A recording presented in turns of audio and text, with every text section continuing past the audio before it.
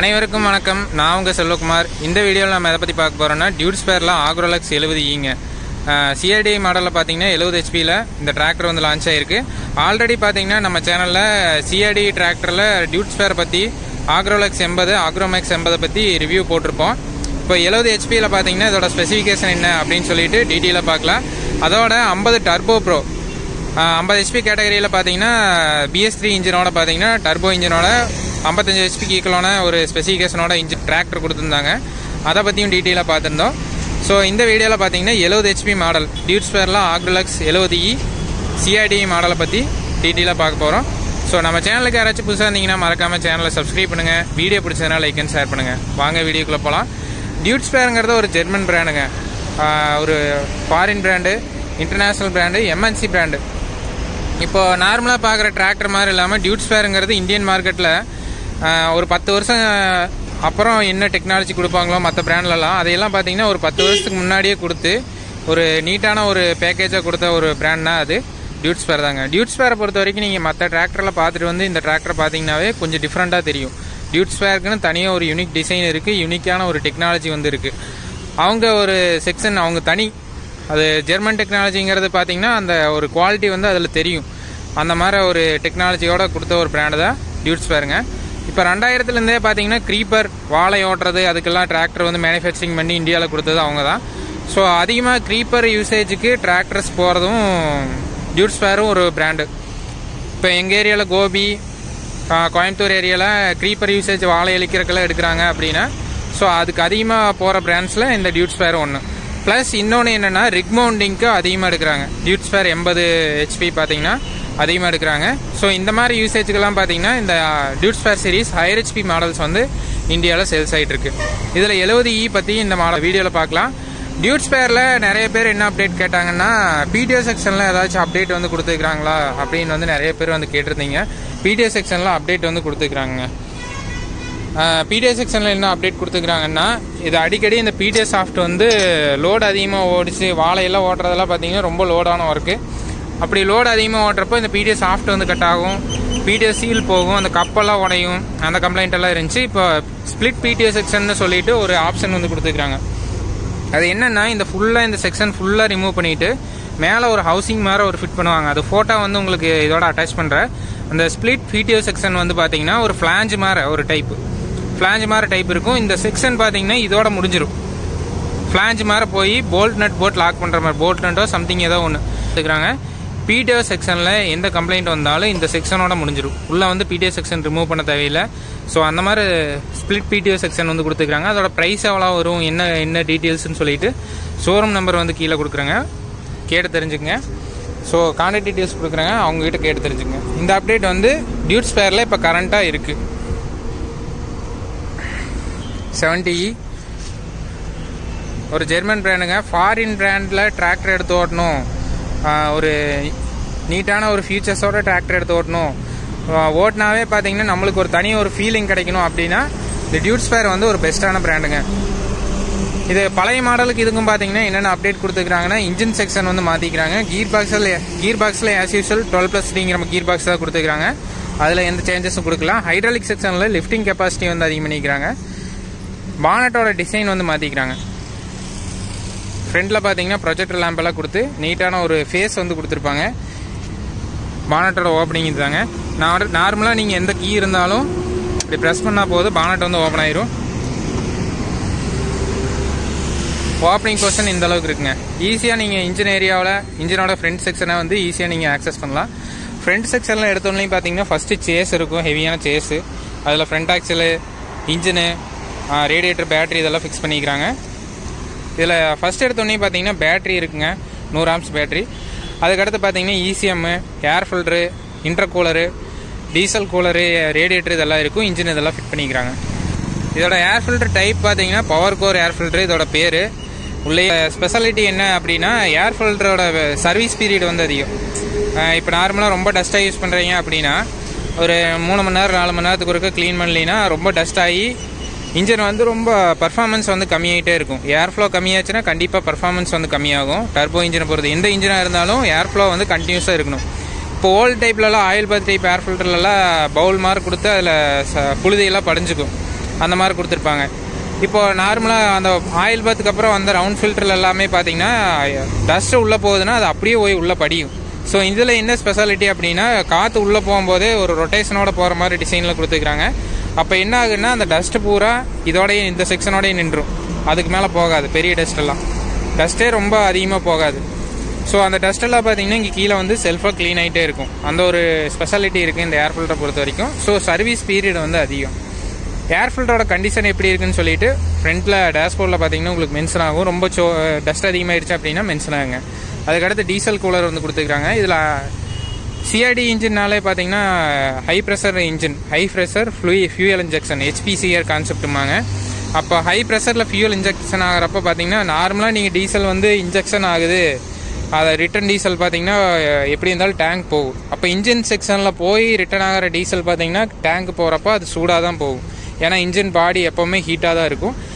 அதோட இந்த concept CRT கான்செப்டில் இந்த கான்செப்டே ஆட் ஆகிறப்ப சிஆர்டி கான்செப்ட்டுங்கிறப்ப பார்த்தீங்கன்னா டீசல் வந்து ரொம்ப ப்ரெஷராக இருக்கும்.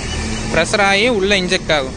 அப்போ என்ன ஆகுன்னா அந்த ப்ரெஷர் கொடுக்கறதுனால ஹீட்டு உருவாகும். இன்ஜின் பாடியில் ட்ராவல் ஆகிறதுனாலையும் ரிட்டன் டீசல் ஹீட் ஆகும். அந்த ஹீட்டோட பார்த்தீங்கன்னா ட்ராவல் ஆகிட்டே இருந்துச்சுன்னா டீசலோட அடர்த்தி வந்து கம்மியாகும். அடர்த்தி கம்மியாச்சுன்னா உள்ளே போகக்கூடிய டென்சிட்டி அளவு வந்து கம்மியாகும். அப்போ பர்ஃபார்மன்ஸ் வந்து கம்மியாகும். அதுக்காக ரிட்டன் டீசல் கூலர் ஒன்று கொடுத்துருக்காங்க. இன்டர் கூலர் ஒன்று இருக்கும். அதுக்கடுத்து ரேடியேட்டர் இருக்கும். இன்டர்ங்க ரேடியேட்டரில் ஒரு ஸ்பெஷாலிட்டி இருக்குது. கூலிங் சிஸ்டத்தில் பேரலல் கூலிங் டெக்னாலஜின்னு கொடுத்துருக்காங்க. பேரலல் கூலிங் சிஸ்டம் இதோட கான்செப்ட் பார்த்தீங்கன்னா ரேடியேட்டர்லேருந்து கூலாகி போகிற கூலண்ட்டு பார்த்தீங்கன்னா 3 சிலிண்டருக்கு ஈவனாக போகும். அந்த மாதிரி கான்செப்டில் வந்து கொடுத்துருக்குறாங்க. அதனால் என்னென்னா 3 சிலிண்டருக்கும் ப்ராப்பரான கூலிங் கிடைக்கும், ப்ராப்பரான பர்ஃபார்மன்ஸ் கிடைக்கும், லைஃப் கிடைக்கும். அதுக்காக பார்த்தீங்கன்னா இந்த மாதிரி டெக்னாலஜி கொடுத்துருக்குறாங்க. இது ஓல்டு இன்ஜின் டியூட்ஸ்பேர்னு வந்து 2000 வந்த இன்ஜின் எல்லாத்துலேயுமே பார்த்தீங்கன்னா இதே சிஸ்டம் தான், இதே கான்செப்ட் தான். அப்புறம் இன்னொன்று என்னென்னா மற்ற பிராண்டில் இல்லாத இது ஒரு ஸ்பெஷாலிட்டி, இந்த கூலண்ட்டு பார்த்தீங்கன்னா டைரெக்டாக லைனரோட கனெக்ட் ஆகும். எல்லா இன்ஜின்லேயும் பார்த்தீங்கன்னா லைனர் வந்து பாடியில் இது பண்ணியிருப்பாங்க, பாடியில் ஃபிட் பண்ணியிருப்பாங்க. அந்த பாடி தான் பார்த்தீங்கன்னா ஹீட்டை எடுத்து கூல் பண்ணும். இது வந்து டைரெக்டாக லைனரில் வந்து கூலண்ட் போய் கான்டெக்ட் ஆகி போகும். ஸோ அதனால் என்னென்னா இன்னுமே கூலிங் எஃபிஷியன்சி வந்து அதிகமாக கிடைக்கும். அவ்வளோ சீக்கிரம் பார்த்தீங்கன்னா இன்ஜின் ஹீட் ஆகி சீஸ் ஆகிறது, இன்ஜினோட தேய்மான லைனரெல்லாம் சீக்கிரம் தேய்கிறது, அந்த மாதிரி கம்ப்ளைண்ட் எல்லாம் மேக்ஸிமம் வராதுங்க. அது ஒரு ஸ்பெஷாலிட்டி இருக்குது. அதுக்கடுத்து இன்ஜினை பொறுத்த வரைக்கும் இதில் டியூட்ஸ்பேரோட STFோட Formosan engine own make engine வந்து கொடுத்துருக்காங்க. இந்த இன்ஜினோட ஸ்டார்டிங் மேனுஃபேக்சரிங் பார்த்தீங்கன்னா 2014 10 வருஷத்துக்கு முன்னாடியே பார்த்தீங்கன்னா இதோட மேனுஃபேக்சரிங் ஸ்டார்ட் ஆகி ஃபாரின் கண்ட்ரீஸ்க்கு இந்தியாவில் ப்ரொடக்ஷன் ஆகி ஃபாரின் கண்ட்ரீஸ்க்கு எக்ஸ்போர்ட் ஆகிட்டு இருந்துச்சு. இந்தியாவில் TREM 4 வந்ததுலேருந்தே பார்த்தீங்கன்னா இந்த இன்ஜின் வந்து கொடுத்துருக்காங்க. இப்போ 10 வருஷம் பார்த்தீங்கன்னா இந்த இன்ஜின் வந்து ரன் ஆகிடுச்சு டியூட்ஸ்பேர் சைடில். அதனால் பார்த்தீங்கன்னா டெக்னிக்கலாக என்ன ஃபால்ட் வருமோ எல்லா ஃபால்ட்டுமே பார்த்தீங்கன்னா ஆல்ரெடி அரெஸ்ட் பண்ணி அப்டேட்டட் வெர்ஷன் இன்ஜின் தான் இப்போ கொடுத்துருக்குறாங்க. ஸோ அதனால் பார்த்தீங்கன்னா நீங்கள் எடுக்கிறவங்க பயப்பட தேவையில்லை, எந்த ஒரு ப்ராப்ளம் வராது. ஆல்ரெடி பார்த்தீங்கன்னா அப்டேட் பண்ணி கரண்ட்டில் நல்லா பர்ஃபார்மன்ஸ் இருக்கிற மாதிரி தான் இதோட டிசைன் வந்து இருக்குது. ஸோ அதனால் நீங்கள் எதுவும் பயப்பட தேவையில்லை. ஸோ அந்த மாதிரி டியூட்ஸ்பேரோட TREM 4 இன்ஜின் சிஆர்டி இன்ஜின் வந்து கொடுத்துருக்காங்க. இந்த இன்ஜினில் ஸ்பெஷாலிட்டி என்னென்னா பார்த்தீங்கன்னா இதோட சர்வீஸ் பீரியட் வந்து அதிகம், 500 மணி நேரத்துக்கு ஒருக்கா சர்வீஸ் பண்ணால் போதும். அப்புறம் இன்னொரு ஸ்பெஷாலிட்டி என்னென்னா ஆயில் கூலர் வந்து கொடுத்துருக்காங்க. இப்போ எந்த ஒரு டீசல் இன்ஜின் இப்போ எடுத்துட்டாலே பார்த்தீங்கன்னா டீசலாக இருந்தாலும் பெட்ரோலாக இருந்தாலும் அதோட கரெக்டான டெம்பரேச்சரில் ரன் ஆனால் மட்டும்தான் தேய்மானம் கம்மியாகும், இன்ஜின் வந்து சீஸ் ஆகாமல் ஓடும், லாங் லைஃப் கொடுக்கும். அதுக்கு மெயினான விஷயம் என்னென்னா ஒன்று ரேடியேட்டரு, இன்னொன்று இன்ஜின் ஆயில். இன்ஜின் ஆயில் கூலரும் கொடுத்துருக்காங்க. இன்ஜின் ஆயிலுக்கு கூலிங் சிஸ்டம். இதனால் என்ன ப்ளஸ் பாயிண்ட் ஆகுன்னா இன்ஜினோட லைஃப் வந்து இம்ப்ரூவ் ஆகும். ஆயிலும் பார்த்தீங்கன்னா சீக்கிரம் அதோட கிரேடு வந்து போகாது, லூப்ரிகேஷன் வந்து கொடுத்துட்டே இருக்கும். கூலிங்காக இருக்கிறதுனால பார்த்தீங்கன்னா ஆயில் கிரேடு வந்து கம்மியாகாது, அதாவது லூப்ராசிட்டிம்பாங்க, அதோட கெப்பாசிட்டி வந்து கம்மியாகாமல் இருக்கும். ஸோ அதனால் இந்த மாதிரி கூலிங் சிஸ்டம் வந்து கொடுத்துருக்காங்க. அதுக்கடுத்து பார்த்தீங்கன்னா இன்ஜின் வந்து ஃபியூயல் சிஸ்டத்தை பொறுத்த வரைக்கும் இதில் HPCR கான்செப்ட் வந்து கொடுத்துருக்காங்க, high pressure fuel injection concept.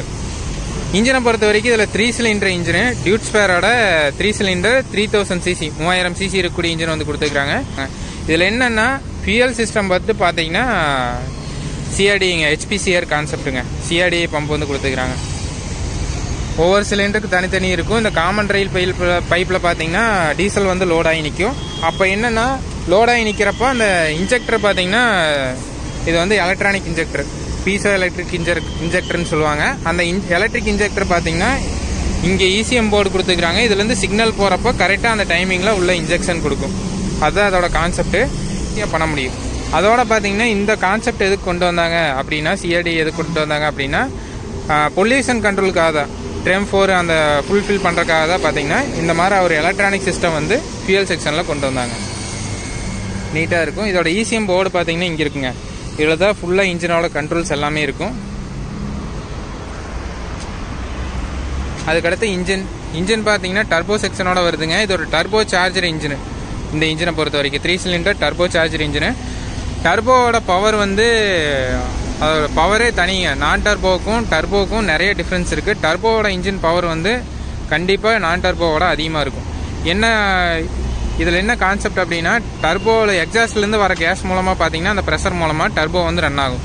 Turbo run ஆகி அதிகமான காற்று வந்து உள்ளே சப்ளை பண்ணும். அதிகமான காற்று உள்ள ஒரு குட்டியான ஸ்பேஸில் பார்த்தீங்கன்னா அதிகமாக காற்றை அடைச்சி அதுக்குள்ள டீசல் ஸ்ப்ரே பண்ணி வெடிக்க வைக்கிறப்ப பார்த்தீங்கன்னா அதோட பவர் வந்து அதிகமாக இருக்கும்.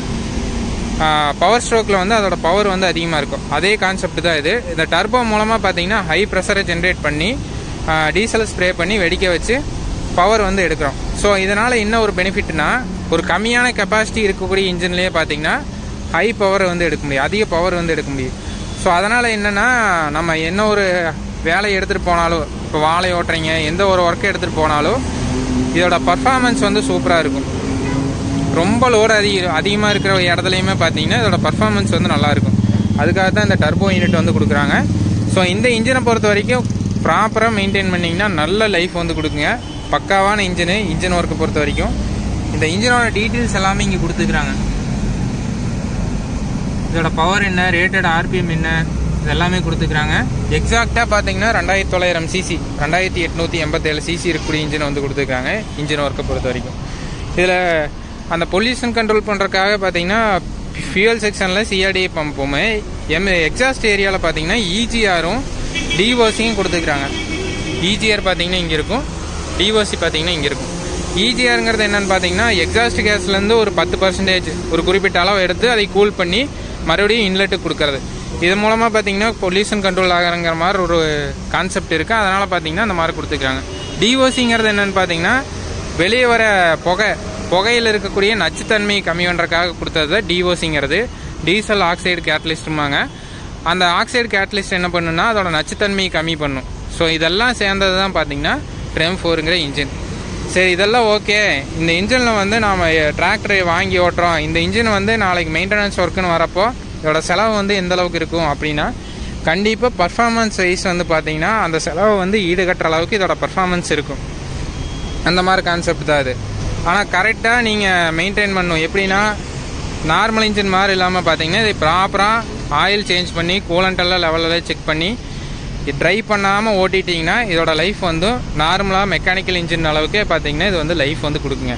அதில் எந்த ஒரு டவுட்டும் இல்லை. இந்த மாதிரி நீட்டாக கொடுத்துக்கிறாங்க. ஹைட்ராலிக் செக்ஷன் பார்த்தீங்கன்னா இது வந்து கீர் ஆயில் பம்ப் வந்து கொடுத்துக்கிறாங்க. நீட்டாக இருக்கும். ஹைட்ராலிக் செக்ஷனை பொறுத்த வரைக்கும் எல்லாம் நீட்டாக வச்சு நீட்டாக கொடுத்துக்கிறாங்க.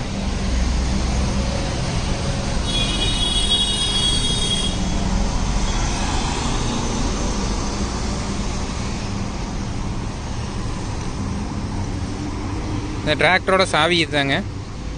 லேட்டஸ்ட் மாடலில் கீ பேரல் பாருங்கள், இந்த மாதிரி கொடுத்துருப்பாங்க.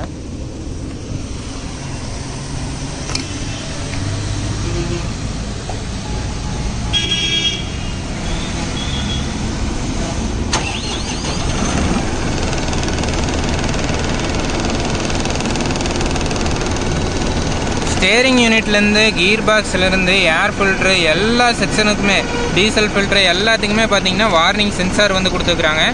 எந்த ஏரியாவில் பிரச்சனை வந்தாலும் உங்களுக்கு நீட்டாக இந்த கன்சோலில் உங்களுக்கு நீட்டாக தெரியும். அந்த மாதிரி நீட்டாக கொடுத்துருக்குறாங்க. இதில் இன்னொரு ஸ்பெஷல் என்னன்னு பார்த்தீங்கன்னா இன்ஜின் மெமரி சென்சார்னு ஒன்று கொடுத்துருக்குறாங்க. ஒரு ரேஸ் பண்ணுறீங்க அப்படின்னா இதை ப்ரெஸ் பண்ணி பிடிச்சிட்டிங்கன்னா மெமரி சென்சார் ரெக்கார்ட் ஆயிரும். ப்ரெஸ் பண்ணுங்க பாருங்கள், மறுபடியும் ப்ரெஸ் பண்ணிங்கன்னா அதே RPMக்கு போய்க்கும். மறுபடியும் இதை லாங் ப்ரெஸ் பண்ணிங்கன்னா அந்த மெமரி வந்து எரேஸ் ஆயிரும். இது ஒரு ப்ளஸ் பாயிண்ட் இருக்குது. நீங்கள் அடிக்கடி வந்து எக்ஸலேட்டர் கொடுக்கணுங்கிறது இல்லை. ஒரு ஃபீல்டுக்கு போய் நான் வாழை ஓட்ட போகிறேன் அப்படின்னா ஒரு ஒரு 1600 ஆர்பிஎம் செட் பண்ணுறோம் அப்படின்னா லிவரை கீழே இறக்கினாலுமே பார்த்தீங்கன்னா ஆர்பிஎம் வந்து கம்மியாகாது.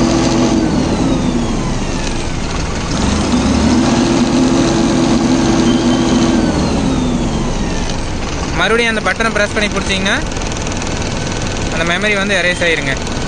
அவ்வளோதான். நீட்டான இன்ஜின் ஒர்க் வந்து கொடுத்துருக்குறாங்க இன்ஜினை பொறுத்த வரைக்கும். இந்த சிஆர்டியில் பார்த்தீங்கன்னா இந்த டிஓசி கொடுத்ததுனால பார்த்தீங்கன்னா நார்மல் மெக்கானிக்கல் இன்ஜினோட பார்த்தீங்கன்னா இதில் நாய்ஸ் வந்து ரொம்பவுமே கம்மியாயிடுச்சு. இன்ஜின் ஓடுறதே தெரியல, அந்தளவுக்கு ஃப்ரீயாக இருக்குது. ஒரு வைப்ரேஷன் இல்லை, நாய்ஸ் ஃப்ரீயாக இருக்குது இன்ஜினை பார்த்தீங்கன்னா. இந்த டர்போவோட நாய்ஸ் உங்களுக்கு தெரியும்.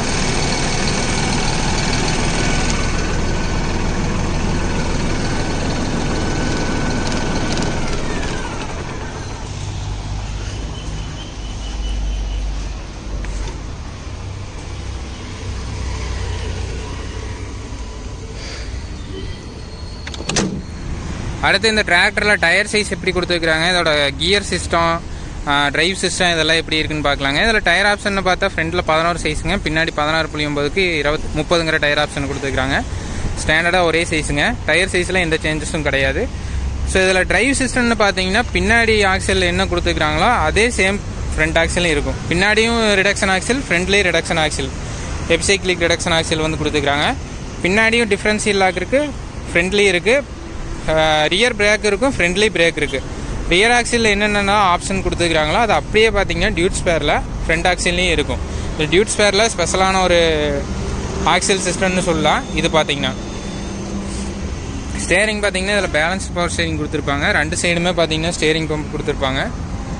நல்லா ஸ்டேரிங் ஸ்டெபிலிட்டி வந்து நல்லாயிருக்கும். ஆக்சில் வந்து நல்லா ஹெவி டூட்டிங்க, அவ்வளோ சீக்கிரம் இந்த வேலையும் வராது, நல்ல லைஃப் வந்து கொடுக்கும். இதோட பர்ஃபார்மன்ஸு சூப்பராக இருக்குங்க டிரைவ் சிஸ்டத்தை பொறுத்த வரைக்கும். இதில் கிரவுண்ட் கிளியரன்ஸும் நல்லா நீட்டாக கொடுத்துக்கிறாங்க, அது நல்லா தெளிவாக இருக்கும். அதுக்கடுத்து பார்த்தீங்கன்னா பிளாட்ஃபார்மில் பார்த்தீங்கன்னா அடிஷ்னலாக இந்த ஹீட் கார்டு வந்து கொடுத்துக்கிறாங்க.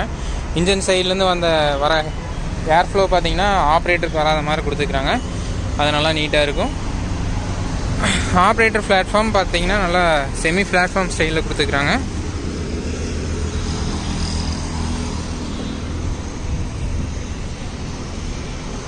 நீட்டாக இருக்கும். சீட்டும் பார்த்தீங்கன்னா ஃப்ரண்ட் அண்ட் பேக் அட்ஜஸ்ட் பண்ணிக்கலாம், வெயிட் அட்ஜஸ்ட்மெண்ட்ஸ் எல்லாமே இருக்குது. ஸ்டேரிங் வீலும் நீட்டாக இருக்குதுங்க.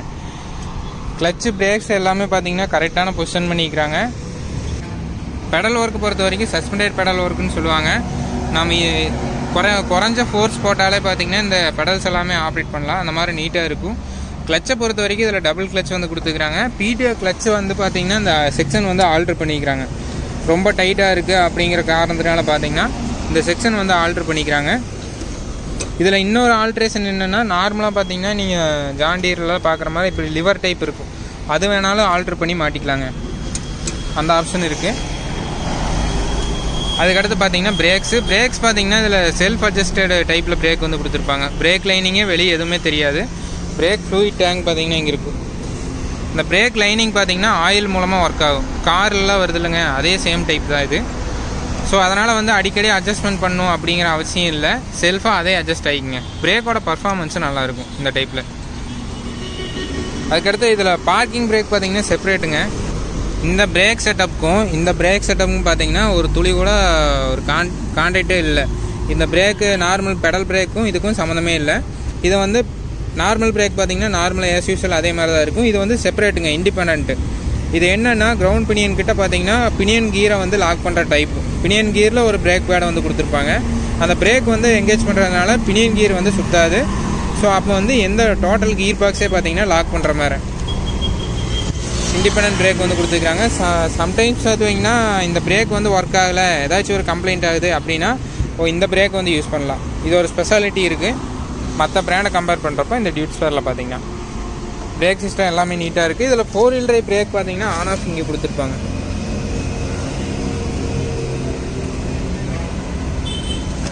ஃபோர் வீல் டிரைவ் பிரேக் ஆப்ஷனோட ஆன் ஆஃப் செக்ஷன் அங்கே கொடுத்துருப்பாங்க. அதுக்கடுத்து கீர் பாக்ஸ் பொறுத்த வரைக்கும் இதில் சிங்க்ரோ மெஸ்ஸு, கான்ஸ்டன்ட் மெஸ்ஸு அந்த மாதிரி 2 டைப் இருக்குது. இதில் நீங்கள் எந்த டைப் வேணாலும் வாங்கிக்கலாம். கீர் பாக்ஸ் பொறுத்த வரைக்கும் இதில் STFோட 12+3ங்கிற மாதிரி கீர் பாக்ஸ் வந்து கொடுத்துருக்காங்க. நல்லா நீட்டாக இருக்கும். 12 ஃபார்வேர்டு 3 ரிவேர்ஸ் அந்த மாதிரி கொடுத்துருப்பாங்க. கீர் பாக்ஸ் நல்லா நீட்டாக இருக்குதுங்க. லைஃப் வந்து நல்லா கொடுக்கும். அவ்வளோ சீக்கிரம் எந்த வேலையும் வராது. இதில் என்ன ஸ்பெஷல்னு பார்த்தீங்கன்னா கீர் பாக்ஸை பொறுத்த வரைக்கும் கீர் பாக்ஸ்க்குள்ளே ஒவ்வொரு கீர் மேலேயுமே பார்த்தீங்கன்னா ஆயில் வந்து நாசில் மூலமாக பார்த்தீங்கன்னா ஸ்ப்ரே ஆகிட்டே இருக்கும். அதனால் என்னென்னா கீரோட லைஃப் வந்து நல்லா இருக்குங்க.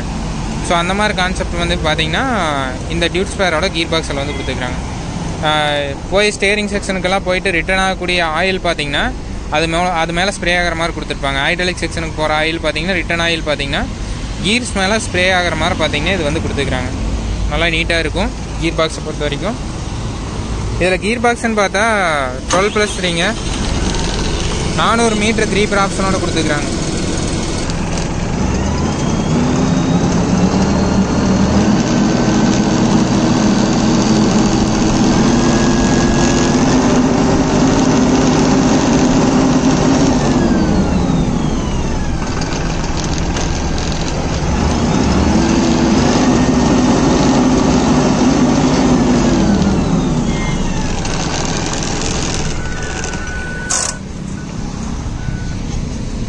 கீர் பாக்ஸ் பொறுத்த வரைக்கும் நல்லா நீட்டான ஒரு கீர் பாக்ஸ் ஆப்ஷனு. க்ரீப்பர்லேயும் பார்த்தீங்கன்னா 4 ஸ்பீடு வந்து கொடுத்துருக்காங்க.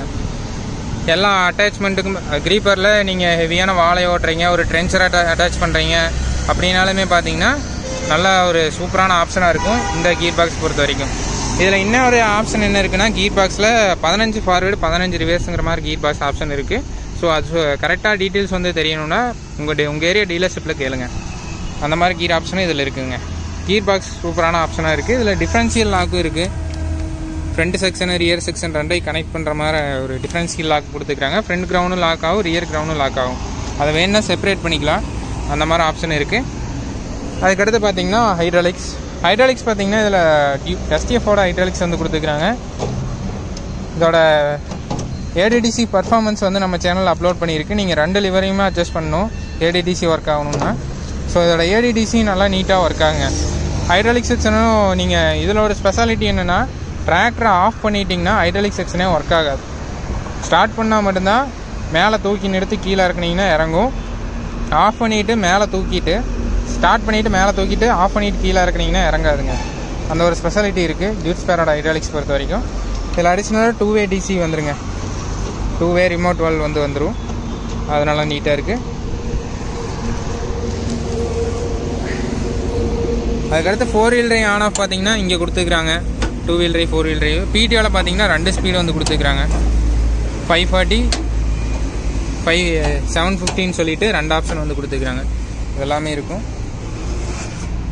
நல்லா நீட்டாக இருக்கும்.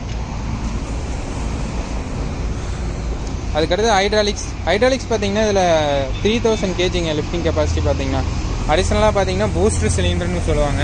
அடிஷ்னல் ரேம்ப் மூலமாக பார்த்தீங்கன்னா அதோட லிஃப்டிங் கெப்பாசிட்டி வந்து அதிகம். ஸோ ஹைட்ராலிக் பர்ஃபார்மன்ஸ் வந்து நல்லா இருக்குங்க. எவ்வளோ ஹெவியான ஒரு 10 ரொட்டாவேட்டரை போட்டு இதில் ஓட்டுறீங்க அப்படின்னாலுமே இதோட பர்ஃபார்மன்ஸ் வந்து நல்லாயிருக்கும். சூப்பரான பர்ஃபார்மன்ஸ் வந்து கொடுக்கும். 2-வே ரிமோட் வால்வ் வந்து இங்கே கொடுத்துருப்பாங்க. அது நல்லா நீட்டாக இருக்கும். ஸோ ஹைட்ராலிக் செக்ஷன்லாம் பார்த்தீங்கன்னா 4 சென்சிங் ஹோல்ஸ் வந்து கொடுத்துருக்காங்க. இதோட ADDC பர்ஃபார்மன்ஸும் சூப்பராக இருக்குங்க. அட்ஜஸ்ட்மெண்ட்ஸ் எல்லாம் பார்த்தீங்கன்னா டபுள் சைடு கொடுத்துருப்பாங்க. ஸ்டே பார்த்தீங்கன்னா செயின் டைப்பில் கொடுத்துருப்பாங்க. நல்லா நீட்டாக ஹெவி டியூட்டியாக இருக்குங்க. நல்லா நீட்டாக இருக்குது. ஆக்சில் பார்த்தீங்கன்னா இதில் ஹெவி டியூட்டியான EPI reduction epicyclic reduction axle வந்து கொடுத்துருக்காங்க. அவ்வளோ சீக்கிரம் பேரிங் போகிறது, அந்த கீர் கம்ப்ளைண்ட் ஆகிறது அந்த மாதிரி பிரச்சனையெல்லாம் எதுவும் வராது. நல்லா நீட்டான ஒரு ஆக்சில்.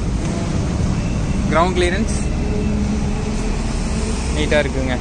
இந்த இன்ஜினோட டீட்டெயில்ஸ் எல்லாமே இங்கே கொடுத்துருக்காங்க. SFC எவ்வளோ இதெல்லாமே இங்கே கொடுத்துருக்காங்க.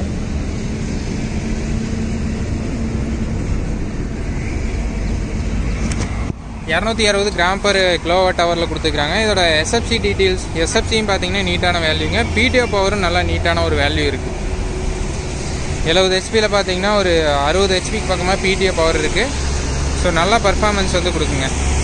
இதோட மைலேஜ் என்ன, ரொட்டாவேட்டருக்கு எவ்வளோ போகும், கல்டிவேட்டருக்கு எவ்வளோ போகும் அப்படின்னா ரொட்டாவேட்டருக்கு பார்த்தீங்கன்னா ஆவரேஜாக ஒரு 7 லிட்டர்ஸ் போகுங்க.